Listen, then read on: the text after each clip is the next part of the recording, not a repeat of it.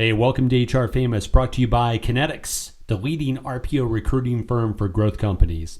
Named by HRO Today as the top midsize RPO provider, Kinetics uses its unique skill-based recruiter model to deliver on RPO engagements, allowing them to customize scope to meet your unique hiring needs.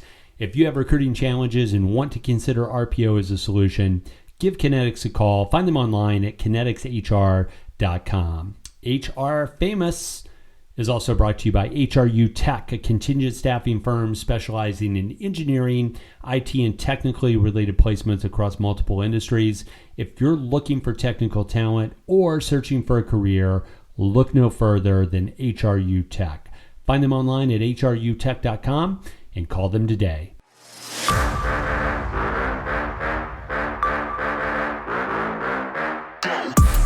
Hey, what's up, everybody? HR Famous. The whole gang is back. I'm Kris Dunn, CHRO at Kinetics. Happy to be joined by two movers and shakers in the HR ecosystem. Do you like how I called it ecosystem? Jessica Lee, I'll bring you in first. You're part of the ecosystem. I love it. I've been saving a piece of news to share with you guys all day. That's great. Are we going straight into it? Well, yes. Okay. Yeah. So, we've been at home for ever. I finally had to refill my gas tank today since March. Is that crazy? Mm-hmm. Yeah. Since March? Yes. I know. Wow. It's nuts. I think I filled mine twice and I'm about to do again. But every time I do it, Tim Sackett's the other part of the HR ecosystem with us today on HR Famous. Every time I do it, like Jlee, I think, wow, I don't use a lot of gas these days. What about you, Tim? You're just like normal, buzzing around Michigan, just doing what you do, right? Yeah. Once a week, I got to fill up the Toyota Tundra, burn through some petrol with that baby. Once a week. Whoa. Hey, by the way, Jlee, I found out that KD drives to go running. That's true. Not abnormal. You got to drive to a good spot and then run. Yeah. So the backstory on that, Jlee, is that I live kind of in the hill country a little bit. I live on a ridge, and it's this. I go down the ridge to start like a 4-mile run, and then when I come up, I think I pick up. I don't think I pick up 1,000 feet, but it's right at the end. So at the end of 4 miles, you're making this massive climb, and I'm just too damn old, Jlee. For that. Knees can't handle it. Has Jlee ever heard our running story? Tell her the running story, and I'm sure our listeners. This is fascinating. Stella, is it Celebration, Florida? It's the Disney community, right around Disney, Celebration, Florida. So last spring, KD and I happened to be in Orlando at the same time, and he's talking to me about this Celebration, Florida. I've never seen it. So we're like, we got to go over there. Right. And so he's like, I'm like, I want to get a workout in. And I was like, just going to go to the gym. He's like, oh, we can just do a run through Celebration. We'll drive over there. I'm like, all right. Sure. Okay. I'm not a runner, by the way. I mean, I do cardio, but I'm not like a runner. So we drive in there, beautiful, kind of quaint 1950-ish throwback downtown. I'm like, wow, this is awesome. In the heart of Orlando's not the best city in the world. Now, I mean, just shout out to all my friends in Orlando. I'm just saying Celebration was very unique. And so we're running Jlee, and KD actually is more like when you take a dog for a walk and you're running really fast and the dog's just all the legs are moving like they're not even trying. So KD has his phone up talking to me as we run by houses. And I say run because I was running. He's fast walking, looking at Zillow, giving me the rundown of every house. And I'm literally can't breathe to the point where we finally make it to a Starbucks. And he's like, hey, I'm going to sit here, catch my breath. And he's like, okay, I'm going to go get a run in real quick. I'll be back. So Jlee, I actually had enough capacity to have Zillow up on my phone. And I think I was determining how much of a down payment I would do on different houses, with the calculator. That's the pace we were going at. That's what Tim's trying to say. Jlee, are you surprised by that? I hate people who can talk while they run. That's all I have to say. Like, I love doing that. Bam. I love doing that. I can't talk. I'm like, all right. This is fascinating podcast material. I'm going to keep up the momentum for the listeners of HR Famous. So we got two things for you today. We're going to talk real briefly about another generational thing that's slipping into kind of the news, and I'm 100% against it. And then we're going to go longer on the Rooney Rule and some things coming out of VMware, where they're committing to ensuring that both a female and a minority candidate are a part of every slate at VMware, which is a huge company. But let's start with the thing that irritates me, which is not VMware. What irritates me, Jlee, and I'm going to throw it to you because I think you're right in the throes of this. Tim and I have like older kids, and we may have given up by now, but you, Jessica Lee, have not. I'm reading a lot about Generation Zoom. And I can only think, as I've glanced at these articles, that they're really trying to put another generational stamp on the generation that's growing up learning like almost entirely through distance learning. So we're 3 months in, Jlee, and we've already deemed your kids who are home with you kind of as their teacher, who's also an executive in HR, trying to learn like online. Is Generation Zoom. Are you a fan, Jlee? But isn't it clever that we've gone from Gen Z to Gen Zoom? I mean, I think that's clever. I think that's kind of cute. Like, okay. And then I also feel like if you are Zoom, like, goddamn, like you're so lucky you have an entire generation named after you. Money. They became Kleenex, like right? Money can't buy that. So good for them. You know what I keep wondering is my kids are screwed. I mean, they're young, so they're okay. But like they're all losing a whole year. It's like they're all being held back by a year. It's kind of sad. So I don't know how Gen Zoom is going to overcome it, but I dig the name. I like it. Gen Zoom.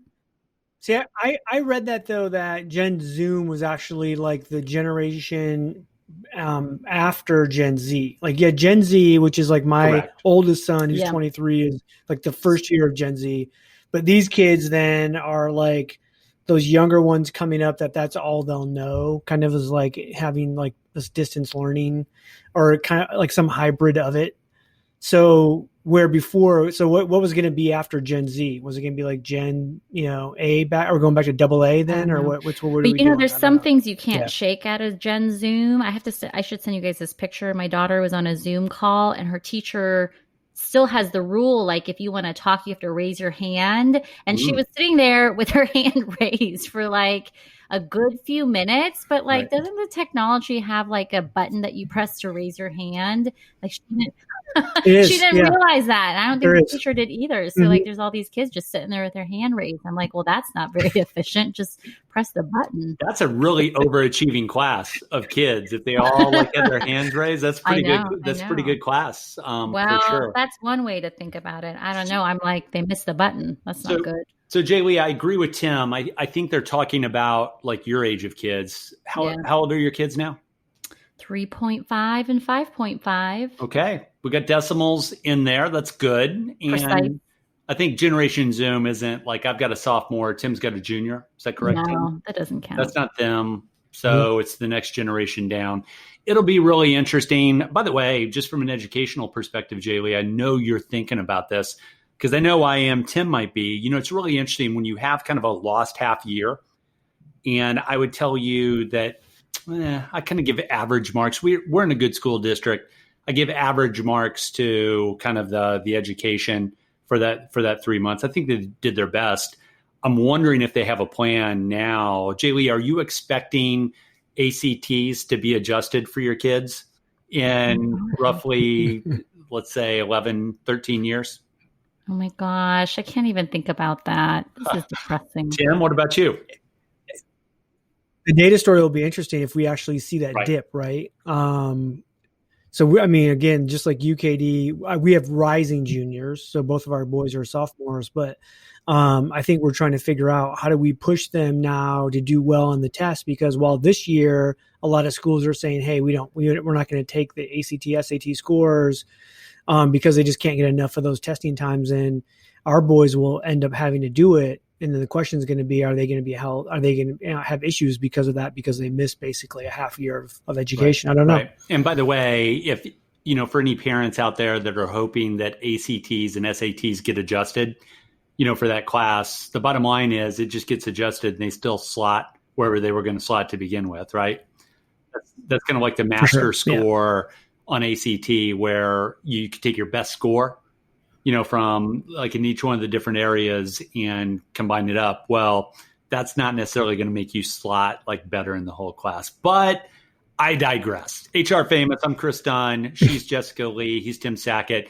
Hey, the big issue we kind of want to dig into, VMware broke some news last week, really talking about their commitment to making sure a female candidate and a minority candidate are a part of every search. Before we do that, I wanted to revisit something that's known as the Rooney Rule. It's been around for a while now. I wanted to kind of revisit that. It's from the National Football League. And Jlee, before I brought up the Rooney Rule, did you know what it was off the top of your head, as somebody who's in and out of sports a little bit? As someone who is out of sports, no, I had to look it up. Got it. And I was surprised. Yeah. So hopefully pleasantly surprised. So for the uninitiated, we'll put all this in the show notes too, so you can click through and read up on this. The NFL has something called the Rooney Rule.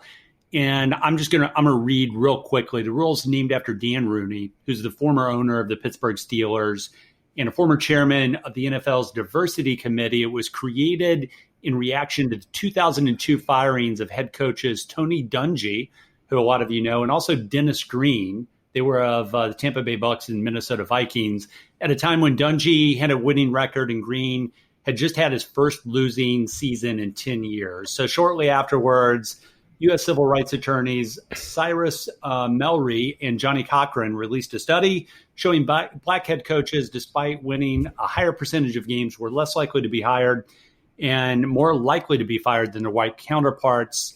NFL players Kellen Winslow, John Wooten then put together a self-described affinity group of minority scouts, coaches, and front office personnel to advocate for the rule's creation. So, Tim, since the Rooney Rule was established, several NFL franchises have hired minority coaches, including the Steelers themselves, who hired Mike Tomlin before the 2007 season. And at the start of the 2006 season, just a few years after the rule was founded, the overall percentage of minority coaches jumped to 22%, up from 6% of prior to the Rooney Rule. So, Tim, I'll throw it to you. I think the big question here, and we're going to talk about VMware, is for the uninitiated, this sounds a lot like affirmative action. I think it's something deeper and just something that has a lot of positives. What's your hot takes on the pros and cons of the Rooney Rule, not only as it exists in the NFL, but if you bring the Rooney Rule to corporate America, which is kind of where we're going with VMware? What are the pros and cons of that?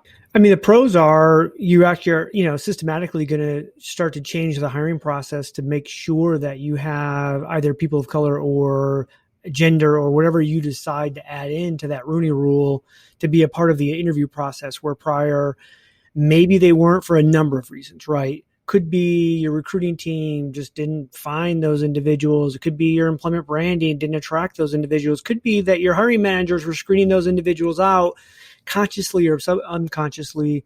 So I think the benefit is that you should see, I think like the NFL saw, overall their coaching numbers went up. Now, some will argue in 2020, you still only have 3 black head coaches, the same as 2003. But as we see, the head coaching, treadmill in the NFL changes so frequently year to year that number can be adjusted. I think what we see though is even now, even without the Rooney Rule, I think, KD, is we see many more potential candidates for black head coach being a part of the process than ever before, and probably because of the start of this, and also because they were able to get so many more black former players and coaches into the system, and to give them the experience and let them show their wares. I'm a fan of it. I thought it was the right thing to do, and I'm a fan that VMware and some other organizations are going. Yeah, and we're going to talk about VMware in just a second and give you more detail on that. Jlee, one of the things I thought was interesting is that, they kind of reference, that, a head coach in the NFL, Mike Tomlin, became the head coach of the Pittsburgh Steelers at the young age of 34, later led them to an NFL championship. And what's really interesting is Art Shell, who's really known as the first modern Black NFL head coach, I think, for the Oakland Raiders, said Mike Tomlin wouldn't have gotten this opportunity without this rule. He never would have sat down with Dan Rooney. And Rooney said, to be honest with you, so this is the hiring executive who had the Rooney Rule kind of in place. And this is what Rooney said, Jlee, and I'll throw it to you. To be honest with you, this is about Mike Tomlin. Before the interview, he was just another guy who was an assistant coach. Once we interviewed him for the first time, he just came through and we thought it was great. And we brought him back, talked to him on the phone, went through the process that we do, and he ended up winning the job.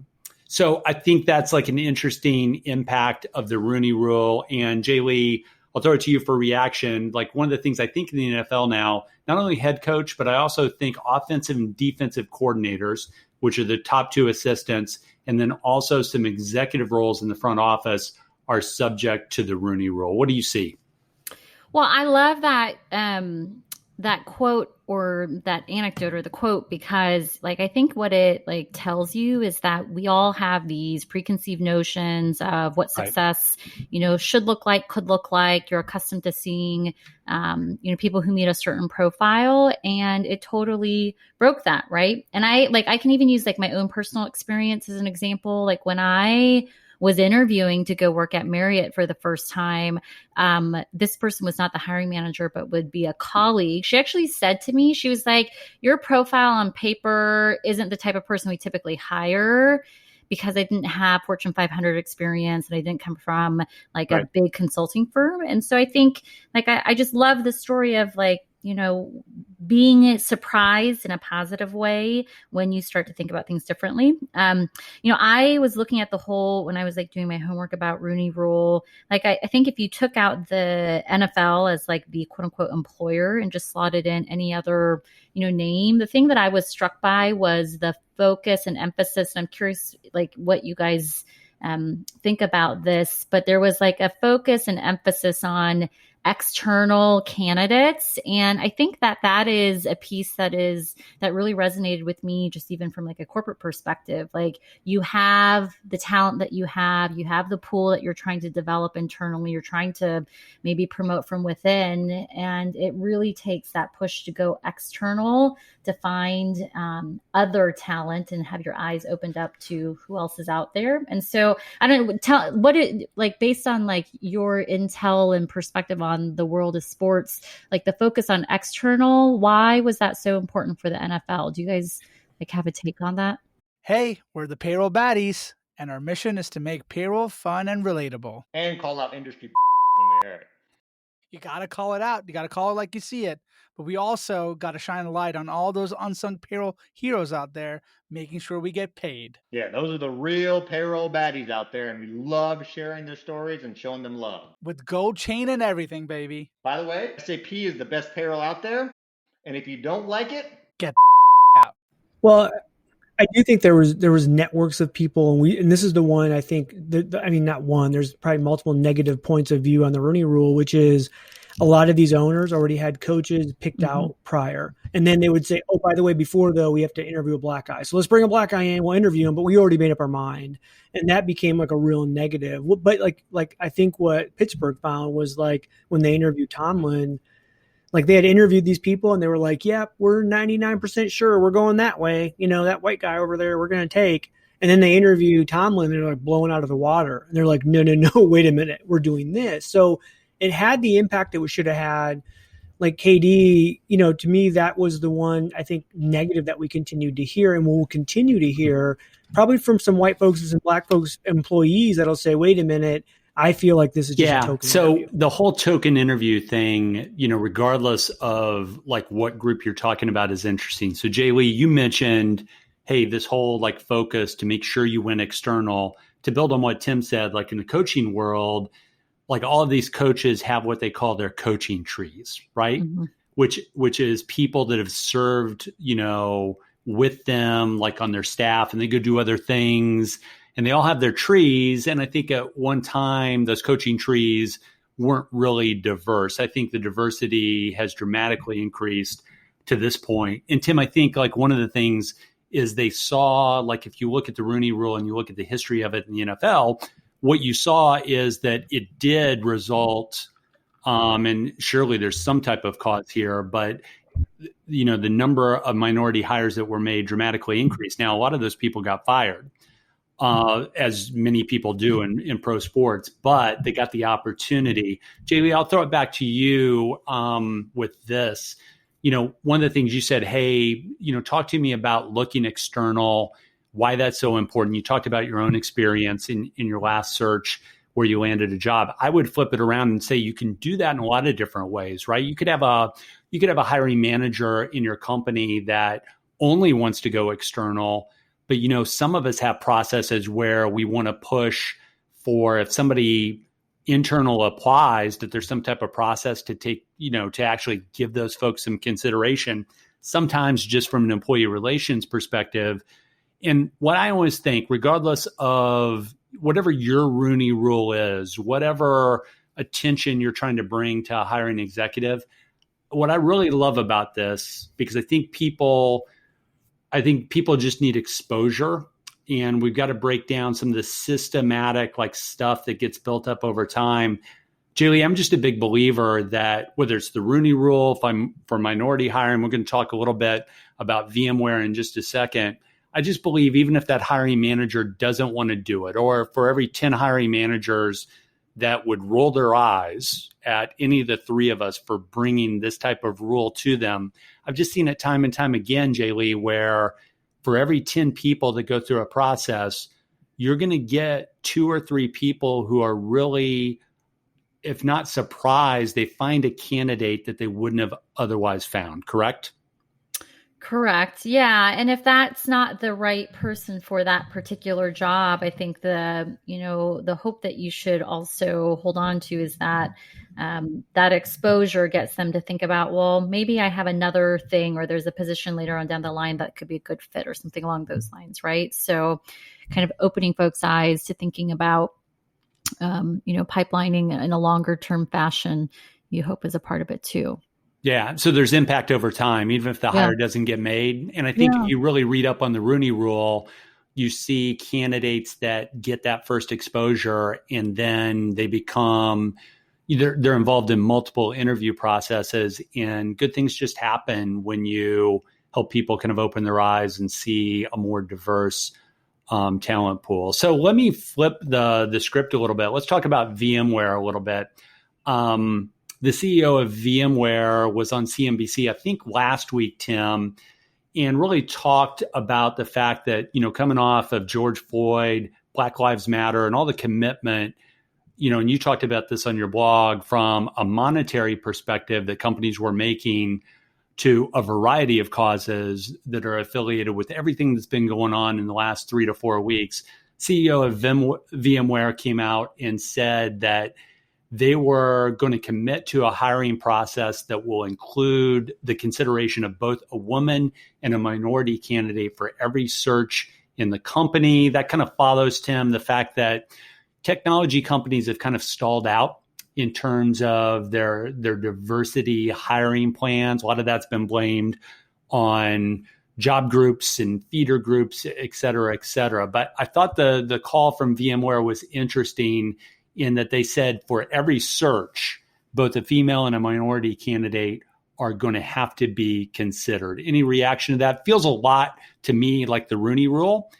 And for a lot of TA people that I've talked to, I've done a couple panels where I've seen DEI executives talk about the Rooney Rule, and I've heard them talk about it, if not in glowing terms, really positive terms. So I think it's something that's accepted as something that needs to be done. And for all the reasons we talked about it in the Rooney Rule, could really be transferred to corporate America, as it seems like VMware is trying to do, right? Yeah, and in my blog post, you hit on the money side. Like, I think a lot of companies with the BLM stuff and George Floyd killing, like, came out and said, "Oh, here's all this cash that we're going to give to social justice and all these different things, racial justice and equality," which is great. Very, very few came out and said, "We're actually going to change our hiring practices."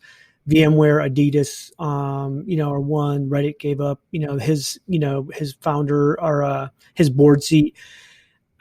And my take was, if tech wanted to solve this problem, and it's been a problem for the last 2 decades. I mean, let's just for argument's sake say it's been a 10-year problem, the last decade. They would have had this thing solved. They literally could have grown an entire army of people of color software engineers or women software engineers if that's what they wanted. They could have identified people in junior high or elementary school that had a propensity to like STEM or like math or whatever, and then nurtured that all the way until they graduate through better high schools, through college tuition, through internships, and then hired them. And this would have been solved. So I do not believe they actually want to solve this. Now, I'm not saying that VMware doesn't want to solve it. I think they're actually making a legitimate step to try to solve this. But you can't tell me that Google, Facebook, Microsoft, name a big, tech company.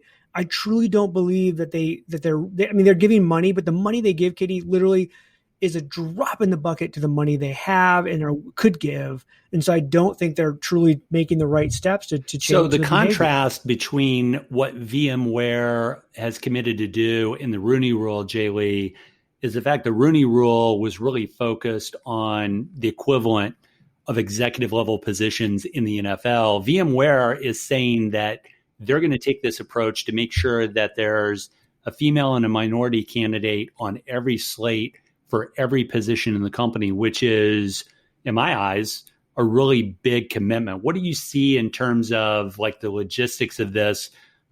What's easy, what's hard about this for VMware as they kind of move forward down this path? Well, if I put my old TA hat on, I think one of the things that immediately comes to mind is I can hear people, recruiters, TA folks talking about like, oh, what's that going to do to my metrics? Like maybe they're up for the challenge, and I hope that would be the case. And I'm sure it will be, but the time it takes for them to develop a slate and how they're going to have to go about sourcing and things of that sort. So, from a practical perspective, you would hope that, part of what comes with this is giving people, leash room to be able to accomplish those goals, while not also sacrificing on, the performance goals that they have. So finding some kind of balance in that, I think, is like a reality of this that they're going to have to, figure out how to manage through. One side note, which is not answering your question, KD, but the other thing about VMware that I liked in this situation is that they've also come out to say that it's not just requirements around the slate that they're going to be making changes on, but that they're going to be investing differently and more when it comes to their internship programs. And so you start putting all these pieces together, and I think it's starting to move in the right direction around you need a holistic strategy. Can't just throw money at it. Can't just have some requirements around, how slates look. You've got to have a really comprehensive approach to how to tackle this if you truly want to fix it. So I like seeing that. I would love to be the head of HR, head of talent for VMware, and go sit with Pat and say, hey, saw the announcement. I'm all for it. I now need $5 million extra in my budget because we're going to have to hire. Right. Thanks, Pat. We're going to have to hire more recruiters, more technology, more branding, more of everything if this is what you want to do. Because we don't go from 3% of our workforce being Black to what the move that they want to make without having a lot of investment. So Tim, let's talk a little bit about that from a logistics perspective as a person, in this case at VMware, that's responsible for delivering on that. I mean, the first thing is Rooney Rule only for executive positions. You could make a comparison to say for people that are federal contractors that have affirmative action plans, the Rooney Rule is really like an underutilized groups. That's where the focus is. VMware is everywhere. By the way, Pat is their CEO, and he was on CNBC and he said that we're going to commit to making sure, he said it in a broader way. And a VMware spokesperson told CNBC after that interview that the company's requirements are going to be that a woman or an underrepresented minority be included as part of the interview slate. So the quote here from the spokesperson was, and we're moving towards a woman and an underrepresented minority as part of each hiring campaign. There's a lot of language there, but that tells me that it's not just like part of the process, but it's part of that an interview actually has to happen. Now, at what level? Could that be a recruiter? Could it be the hiring manager? A lot of details not there. But Jlee, I'll throw it to you with this. Tim mentioned if he's the HR leader at VMware, he's going to need more resources. I think that's true. I think there's also some technical aspects. I don't want to geek out from an HR perspective, but related to applicant flow, especially at a company where 3 to 4% of employees are minorities, I think you really need really good information really quickly. So I automatically go to things like the self-ID process. When does that happen in the application process? I haven't applied for a job at VMware, but I would assume that if it's not currently happening at the time of application, it's probably going to in the near future. So they have the best information they can possibly get as early as they can possibly get it in every search, right? Yeah. And then, it also raises a question around what kind of data are you presenting when you're presenting a slate? So if I'm a hiring manager, a recruiter gives me a slate, how do I know? And so are you just going to flag for me who are the people that are meeting the requirement? I think you would imagine they'll collect it at the time someone applies.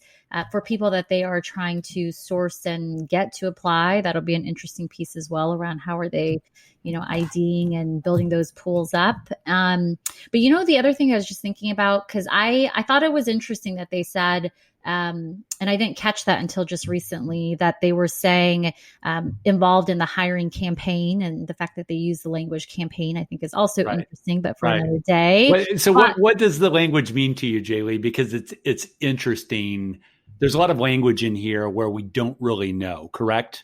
Correct. Yeah. And, when you have a CEO who's talking about HR or recruiting, I mean, what a campaign means to him versus, someone like me or you could be different. But the fact that he called it a hiring campaign, it's so open to interpretation. Could it be that they're involved in cultivating a pool? Is it that they're involved in, and they're a face in an employer brand campaign, or are they actually on the interview panel and evaluating and in a decision-making role? But I do like the fact that even though their pool is quite small in their existing population, that they want to include either women or minorities, because I think the astute part of that is to attract talent.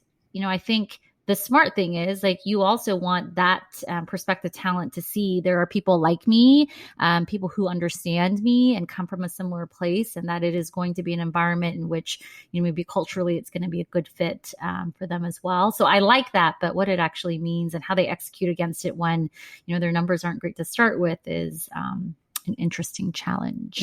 And Tim, none of this is meant to be critical, because I think we're all very supportive of where VMware is going, but we're HR people, so we're intrigued by the details, right? Yeah. So I just want to read this again. So the CEO goes on CNBC and says, "Hey, we're going to make sure that every process has this." And then I want to read this word for word, Tim, and you react to this kind of as Jessica did. And then you can give me whatever you want, and I'll start to wrap us up. A VMware spokesman told CNBC via email that prior to the recent events, the company required that a woman or an underrepresented minority be included as part of the interview slate. And then, quote, "and we're moving towards a woman and an underrepresented minority as part of each hiring," to Jlee's point, campaign, he said. So it's I think we all I think we all agree that we love the move by VMware, because I'm a big fan of the Rooney Rule, and I see this as a Rooney Rule in corporate America with somebody that really needs it. I think, all kinds of companies need this, and we've talked about the positives, but those words matter, right, Tim? We're trying to figure out the details, and we want the details, but it's really hard when the CEO is talking about it and then you've got a spokesman coming in. We're like, can we talk? And maybe that's what we need to do. Like try and get the CHRO of VMware to come on and talk about this. Yeah. Well, and that's the whole thing, right? It's like, I don't even think that the CEO of an organization is the right person to even discuss this, even though ultimately, right, they're going to say, hey, I'm responsible for these metrics and these numbers. So we get why they are the one that the figurehead talking. I mean, Katie, I look at this and I go, VMware probably using big enterprise HCM, probably using a recruiting module. Right there, they don't have a tech stack designed to actually go and pipeline a diverse candidate pipeline. They probably have 1 million candidates in their database somewhere. So I'm thinking in my mind, like already logistically, I'm like, okay, so what do we have to do for self-identification? How do we get out to those million? How do we start even building pipelines of diverse candidates to be able to go out and really campaign for real, quote unquote, campaign to get these individuals into the process in a really dynamic way.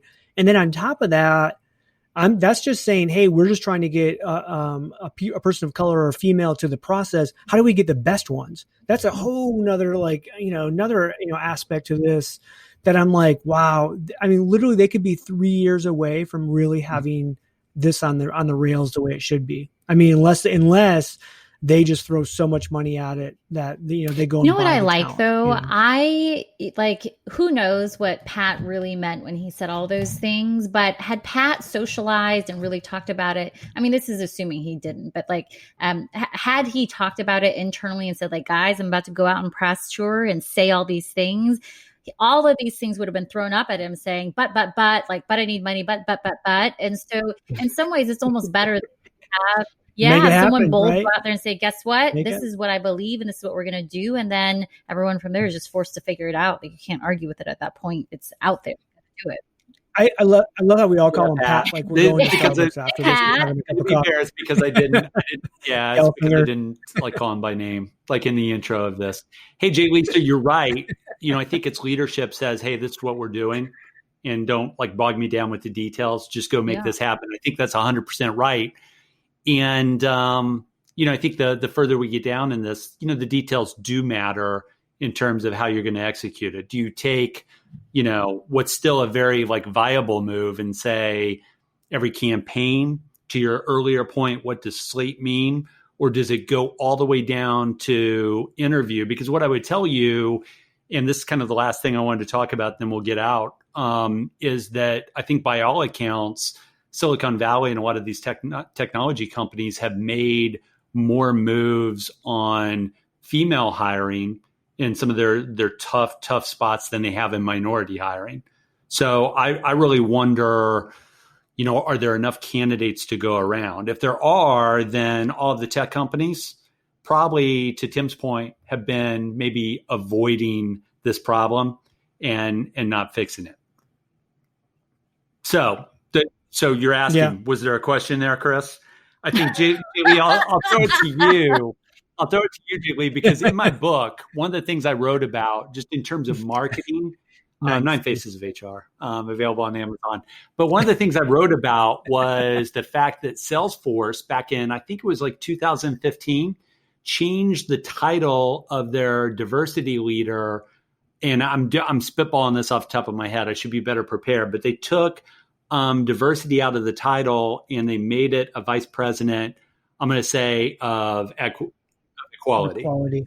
Equality. And what they automatically did, Jlee, I'll let you comment on this and I'll bring Tim in and then we'll get out of here. What they automatically did when they announced that is they did, really salary adjustments across the company to say, hey, all this hiring stuff, they didn't say this, by the way, this is me saying this, all this hiring stuff is incredibly hard, but what we can do is make sure that the people we have are paid in an equitable fashion. They're compensated equitably, which was notable, valid, all of those things. But I felt, and I wrote about this in my book, that really they were like masters of marketing, that they were doing stuff in regards to equality without addressing all the problem. Jlee, I'll let you react to that. Tim can come in and then we'll get out of here.